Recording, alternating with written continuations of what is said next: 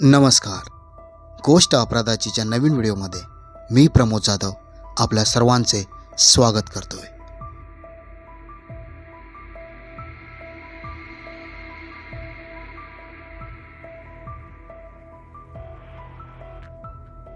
बॉलिवूडची सुप्रसिद्ध अभिनेत्री जॅकलिन फर्नांडिसची एकदा तरी भेट व्हावी म्हणून एक व्यक्ती बऱ्याच दिवसापासून प्रयत्न करत होता.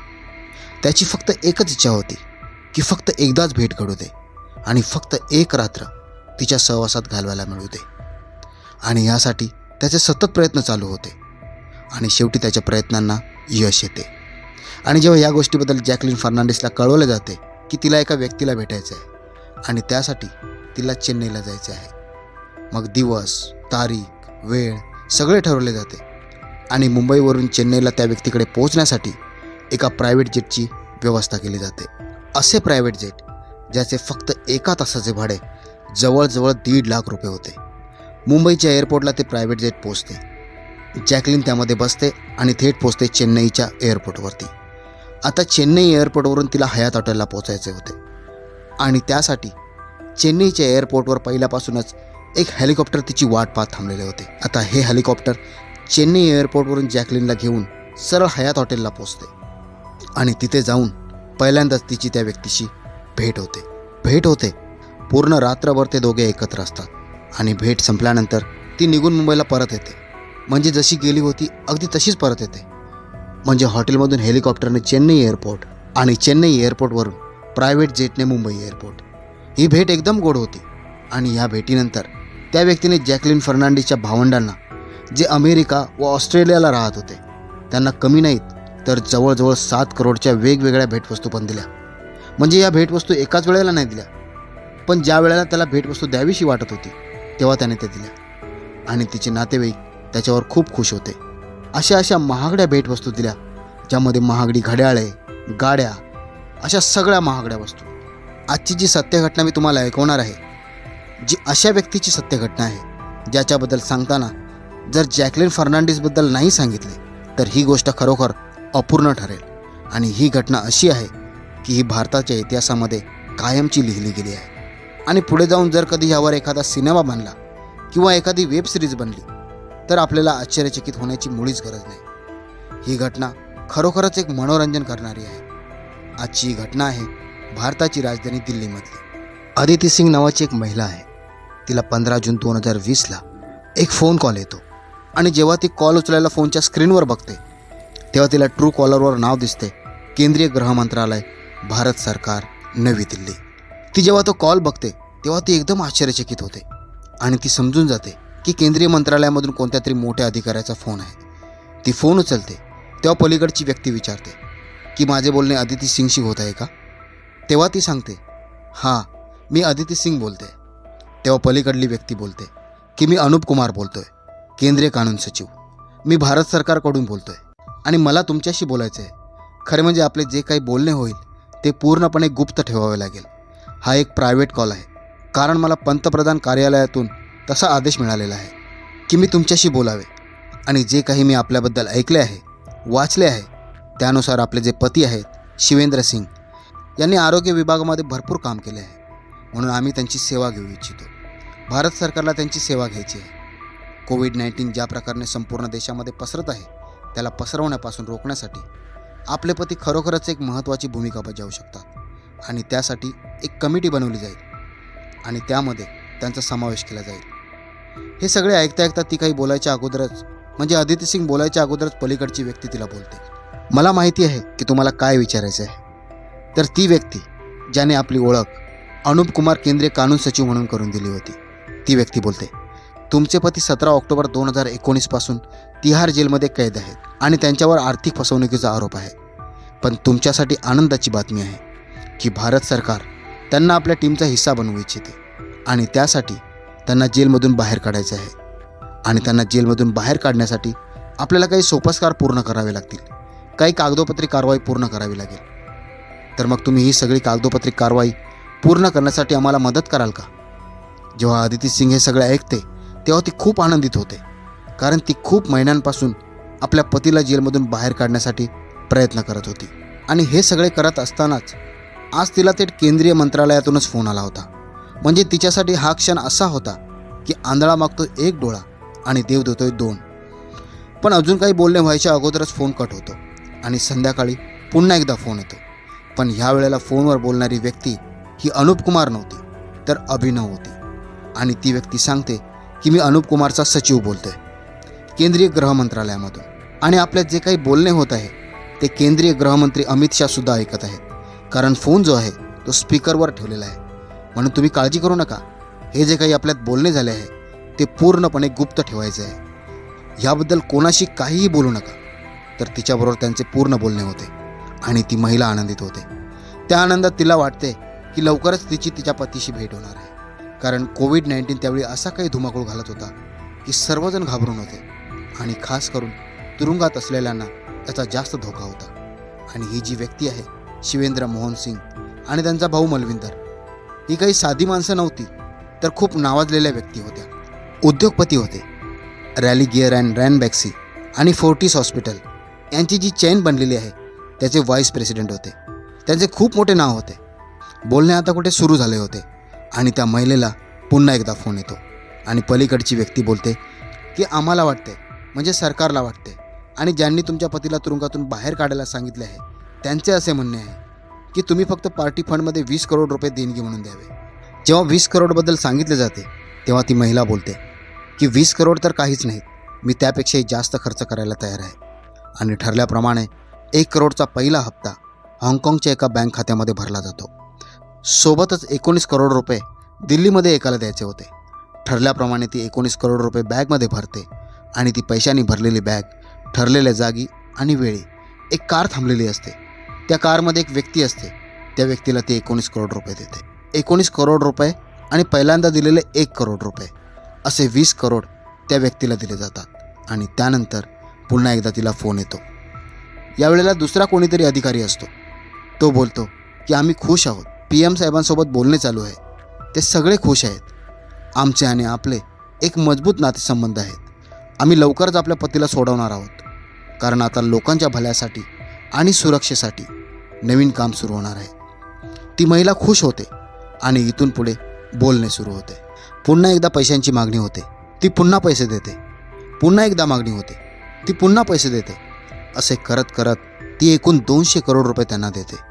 दोन्ही भावांवरती आधीच आर्थिक गैरव्यवहाराचा आरोप होता आणि त्यात आता त्यांच्या खात्यामधून 200 करोड रुपये दुसऱ्या खात्यात वळते करण्यात आले होते. त्यामुळे ईडीची नजर या खात्यावर पडते आणि त्यांना प्रश्न पडतो की असे 200 करोड रुपये दुसऱ्या खात्यात का ट्रान्सफर केले असतील. आणि हेच जाणून घेण्यासाठी अदिती सिंग यांना ईडीच्या कार्यालयात बोलावले जाते. तिच्याशी याबाबत बोलण्याचा प्रयत्न केला जातो, जाणून घेण्याचा प्रयत्न केला जातो. ईडी मार्फत तिला विचारले जाते की हे जे 200 करोड रुपये तुम्ही ट्रान्सफर केले आहेत ते कुठे पाठवले आहेत, कोणाला दिले आहेत. तर ती त्यांची दिशाभूल करण्याचा प्रयत्न करत होती. पण एक डिटेल ईडीजवळ असल्यामुळे तिचा हा प्रयत्न अयशस्वी ठरतो. म्हणून मग ती सगळी खरी हकीकत सांगू लागते की कशा प्रकारे तिच्याजवळ फोन कॉल आले होते आणि कशा प्रकारे तिने पैसे ट्रान्सफर केले होते. आता ईडीवाले पोलिसांच्या मदतीने या प्रकरणाचा छडा लावायचा ठरवतात. त्यांच्या तपासात असे निदर्शनास येते की हा जो लँडलाईन नंबर आहे तो एक साईट आहे, स्पूपिंग ॲप. त्याच्यामार्फत एक विदेशी नंबर देशी लँडलाईनमध्ये परावर्तित केला जातो आणि समोरच्या व्यक्तीची फसवणूक केली जाते. आणि लँडलाईनच्या तपासात शेवटी असे निष्पन्न होते की तो नंबर अस्तित्वातच नाही. काहीतरी चालबाजी झाली आहे आणि 200 करोड रुपयांचा आदिती सिंगला चुना लागला आहे. आता पोलिसांसाठी खरेच ही एक तपास घेण्याची केस होती. पोलिसांना तपास करायचा होता आणि तपास करता करता पोलिसांच्या तपासात ही माहिती समोर येते की रोहिणीच्या एरियामध्ये जे नेटवर्क लागले आहे त्या नेटवर्कमार्फत बोलणे चालू होते. पोलीस तपासाच्या अजून जवळ जाण्याचा प्रयत्न करतात. तेव्हा त्यांना समजते की रोहिणीमध्ये जो तिहार जेल आहे तर त्या तिहार जेलमधून हे सगळे बोलणे झाले होते. आता तिहार जेलचे नाव जेव्हा समोर येते तेव्हा खरोखरच पोलिसांना पण आश्चर्याचा धक्का बसतो. मग पोलीस ह्या केसच्या अजून खोलात जाण्याचा प्रयत्न करतात, बोलणे करतात. तेव्हा बॅरेक नंबर 204 मधील वॉर्ड नंबर 3 मध्ये एक व्यक्ती असते ज्याचे नाव असते सुकेश चंद्रशेखर. खरे म्हणजे जून 2020 पासून ते मे 2021 पर्यंत, म्हणजे जवळजवळ 12 महिने हे जे बोलणे चालू होते त्या दरम्यान एकूण 40 वेळा ट्रान्झॅक्शन झाले होते. आणि त्याचे सगळे फोन कॉल हे इथूनच तिहार जेलमधून जात होते. प्रत्येक वेळी लँडलाईन नंबरच असायचा पण वेगवेगळा असायचा आणि हे सगळे त्या ॲपमार्फत करण्यात आले होते. मग पोलीस जेव्हा अजून तपास करायला लागतात तेव्हा सुकेश चंद्रशेखरबद्दल पोलिसांच्या असे लक्षात येते की या माणसाला तर आपण निवडणूक आयोगाच्या अधिकाऱ्यांसोबत पकडले होते. खरे म्हणजे सुकेश चंद्रशेखर हा कोणी सामान्य गुन्हेगार नव्हता, तर त्याने तामिळनाडूतील नेत्या शशिकला ह्यांना पण गंडवण्याचा एक अयशस्वी प्रयत्न केला होता. तर त्याचे असे झाले होते की जयललिता यांच्या निधनानंतर त्यांच्या पार्टीवर आणि पार्टी चिन्ह मिळवण्यासाठी जी काही आपापसात भांडणे चालू होती आणि त्यांचे जे 2 हिरव्या पानांचे निवडणूक चिन्ह होते ते संकटात सापडले होते. म्हणजे ते निवडणूक चिन्ह निवडणूक आयोगाने आपल्या ताब्यात घेतले होते आणि हेच निवडणूक चिन्ह परत मिळवण्यासाठी शशिकलांचे जे भाचे आहेत दिनाकरण हे वारंवार प्रयत्न करत होते आणि त्यासाठी ते काहीही करायला तयार होते. तेव्हा सुकेश त्यांना भेटतो आणि सांगतो की दिल्लीमधील जे निवडणूक अधिकारी आहेत त्यांच्याशी माझी ओळख आहे, त्यांच्याशी वारंवार आपले बोलणे होते. जर तुम्ही म्हणाल तर मी तुमचे ते निवडणूक चिन्ह तुम्हाला परत मिळवून देऊ शकतो आणि ह्यासाठी 50 करोड रुपयांचा व्यवहार नक्की केला जातो. निवडणूक अधिकाऱ्यांसोबत बोलण्याचा सिलसिला सुरू होतो आणि दिल्लीच्या एका हॉटेलमध्ये मीटिंग आयोजित केली जाते. सुकेश चंद्रशेखर तिथे पोहोचतो. बोलणे सुरू होते. टेबलवर 50 करोड रुपये ठेवले जातात, पण निवडणूक अधिकाऱ्यांनी अगोदरच सगळा गेम प्लॅन करून ठेवलेला होता आणि ठरल्याप्रमाणे ते सुकेश चंद्रशेखरला अटक करतात आणि त्याची रवानगी सरळ तिहार जेलमध्ये केली जाते. पण त्याला या तिहार जेलमध्ये राहायचे नव्हते. त्यासाठी तो तुरुंग अधिकाऱ्यांसोबत बोलतो. म्हणजे पोलीस तपास करत करत जेव्हा बॅरेक नंबर 204 मधील वॉर्ड नंबर 3 पर्यंत पोहोचतात तेव्हा त्यांना असे आढळून येते की जे बॅरेक जवळजवळ 40 कैद्यांसाठी बनवले आहे त्यामध्ये हा एकटा सुकेश चंद्रशेखर एकदम ऐटीत राहत होता. तिथे त्याचा थाट निराळाच होता. तिथे कॅमेरे लागले होते, पण त्या कॅमेऱ्यांना पहिल्यापासूनच बंद ठेवलेले होते. म्हणजे कॅमेरे चालू होते पण त्यांना कपड्यांनी बाटल्यांनी झाकून ठेवलेले होते. पोलिसांच्या तपासात त्यांना असे आढळून येते की सुकेश चंद्रशेखरने तुरुंगातील छोट्या कर्मचाऱ्यांपासून ते थेट तुरुंग अधिकाऱ्यांपर्यंत त्याने सगळ्यांना खरेदी केलेले होते. साधारण प्रत्येक महिन्याला तो त्यांना 1 करोड रुपयांचा पगार वाटत होता. त्यामुळे त्याच्यावर कोणीच नजर ठेवून नव्हता आणि त्यामुळे त्याच्या बॅरेकला पूर्णपणे रिकामे करण्यात आले होते. आणि इथेच तो एका कैद्याला बघतो जो अदिती सिंगचा नवरा असतो, शिवेंद्र मोहन सिंग. तुरुंगात राहून तो शिवेंद्र सिंगबद्दल बारीक बारीक गोष्टी माहिती करून घेतो आणि मग ठरल्याप्रमाणे इथूनच जेलमधूनच तो एका फोनची व्यवस्था करतो. म्हणजे जो जेलर असतो तोच त्याला फोन उपलब्ध करून देतो आणि इथूनच ठगवायला सुरुवात करतो. आणि जवळजवळ 40 वेळेच्या ट्रान्झॅक्शनमधून 200 करोड रुपयांची तो फसवणूक करतो. आणि त्याच्याकडे हे पैसे आल्यानंतर त्याच्यासमोर एक नावाजलेलं नाव येते, ते म्हणजे बॉलिवूडची आघाडीची अभिनेत्री जॅकलीन फर्नांडिस. पण जॅकलीन फर्नांडिसबद्दल सांगण्या अगोदर तुम्हाला सुकेश चंद्रशेखरबद्दल सांगतो. तामिळनाडूतील एक गाव आहे मुदेरे, तिथला हा रहिवासी.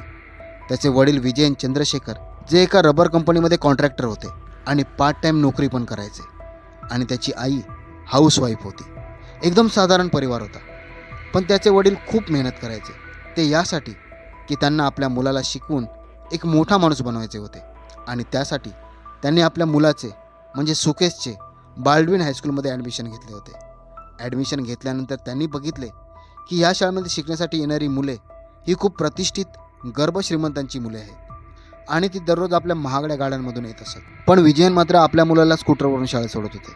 तर हे सगळे बघितल्यानंतर सुकेश चंद्रशेखर आपल्या वडिलांना सांगतो की मी तुम्हाला एवढा मोठा माणूस बनवेन की ज्याचे इतिहासात सुद्धा नाव लिहिले जाईल की हा विजयन म्हणून एक गर्भश्रीमंत माणूस होऊन गेला. आणि म्हणतात ना, बाळाचे पाय पाळण्यात दिसतात, त्याप्रमाणे त्याने आपला हातखंडा आजमावायला सुरुवात केली. तेव्हा त्याची 18 वर्ष पण पूर्ण झाली नव्हती. तेव्हा त्याने पोलीस कमिशनरांचे एक बनावट प्रमाणपत्र बनवले, ज्यामध्ये लिहिले होते की ह्या व्यक्तीला पूर्ण कर्नाटकमध्ये कुठेही फिरण्याची परवानगी आहे. म्हणजे तो अजून प्रौढही झाला नव्हता. त्यामुळे तो गाडी घेऊन किंवा बाईक घेऊन जायचा तेव्हा पोलीस त्याला अडवायचे आणि पोलिसांनी अडवल्यावर तो पोलिसांना हे प्रमाणपत्र दाखवायचा. पण म्हणतात ना, दुनिया गोल आहे. तर एके दिवशी काय झाले की गाडी चालवत असताना तो त्याच पोलीस कमिशनरांसमोर आला ज्यांच्या नावाने त्याने प्रमाणपत्र बनवले होते. तो गाडी चालवत होता तेव्हा तेच पोलीस कमिशनर त्याला विचारतात आणि हा ते प्रमाणपत्र त्यांना दाखवतो आणि सांगतो की माझ्याकडे हे खुद्द पोलीस कमिशनरांचे प्रमाणपत्र आहे, त्यामुळे तुम्ही मला अडवू शकत नाही. तेव्हा ते पोलीस कमिशनर ते प्रमाणपत्र बघण्यासाठी घेतात आणि आपली बनावट सही पाहून ते आश्चर्यचकित होतात आणि ह्याबद्दल सुकेश चंद्रशेखरला विचारणा करतात. पण त्याने समाधानकारक उत्तर दिले नाही.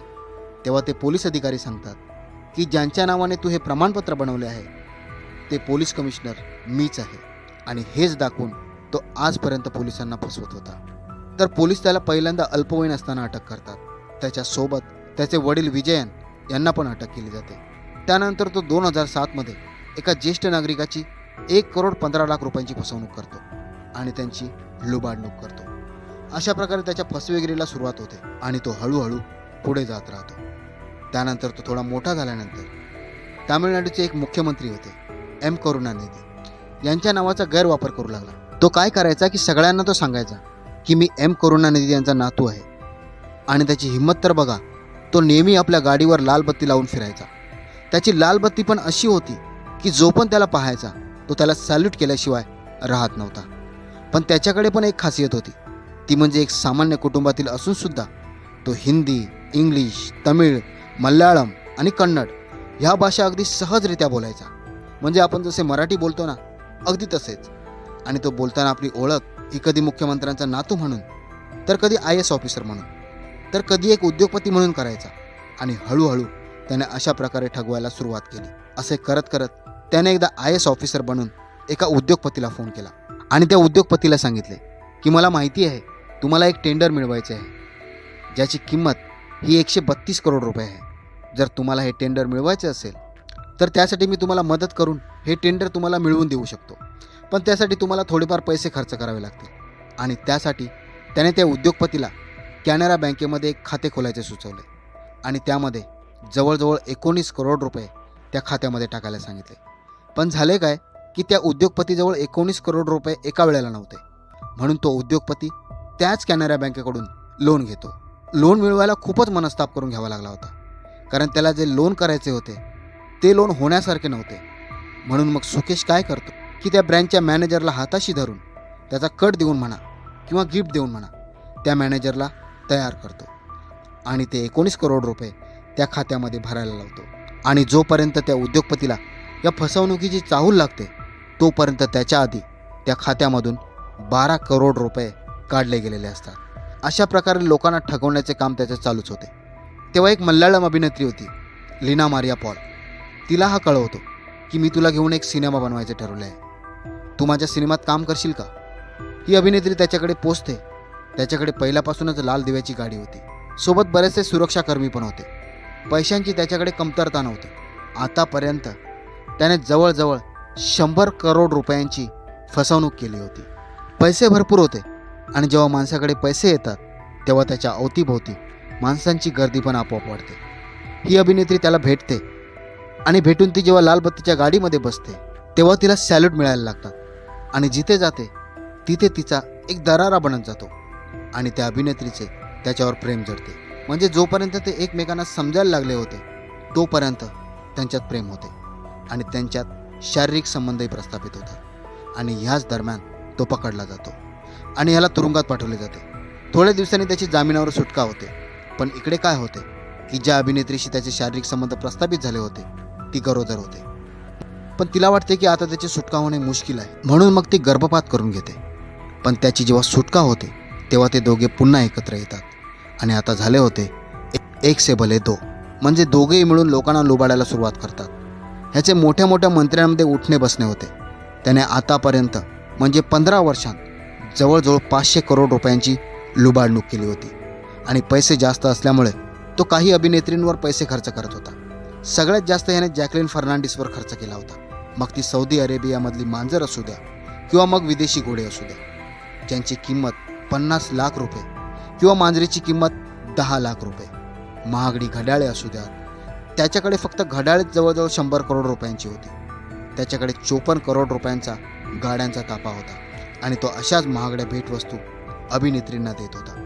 त्याने नोरा फतेही, सारा अली खान, जान्हवी कपूर, भूमी पेडणेकर यांना सुद्धा त्याने जवळजवळ 7 करोड रुपयांच्या भेटवस्तू पाठवल्या होत्या. पण ईडीच्या चौकशीत असे आढळून आले की या सर्व अभिनेत्रींनी त्याची भेटवस्तू नाकारली होती. परंतु जॅकलिन फर्नांडिसला त्याने बऱ्याचशा भेटवस्तू पाठवल्या होत्या. ती त्याच्या जाळ्यात अडकत गेली. 4-5 वेळा तिची चौकशी पण झाली. पण तिहार जेलमध्ये राहून पण त्याने हे काम लीलया केले होते. प्रसिद्ध उद्योगपतीच्या पत्नीकडून अदिती सिंगकडून 200 करोड रुपये लुटले होते आणि लोकांना विचार करायला भाग पाडले होते. की एकटा माणूस हे सगळे कसे काय करू शकतो आणि एवढा हुशार कसा काय असू शकतो की कोणीही त्याच्या बोलण्यावर विश्वास ठेवत असतो. त्याने सगळ्या तुरुंगातील अधिकाऱ्यांना पैशांच्या जोरावर आपलेसे केले होते आणि ते सगळ्या सुखसोयी त्याच्याकडे पोचवत होते. तर ही घटना ऐकवण्यामागे तुम्हाला सतर्क करण्याचा प्रयत्न होता. जर तुम्हाला माहिती आवडली असेल तर कमेंट बॉक्समध्ये जरूर कळवा आणि आवडली असल्यास व्हिडिओला लाईक पण करा, शेअर करा आणि चॅनलला सबस्क्राईब करून बेल आयकॉन दाबायला विसरू नका. तर मग पुन्हा भेटूया एका नवीन घटनेसह. तोपर्यंत नमस्कार. जय हिंद, जय भारत.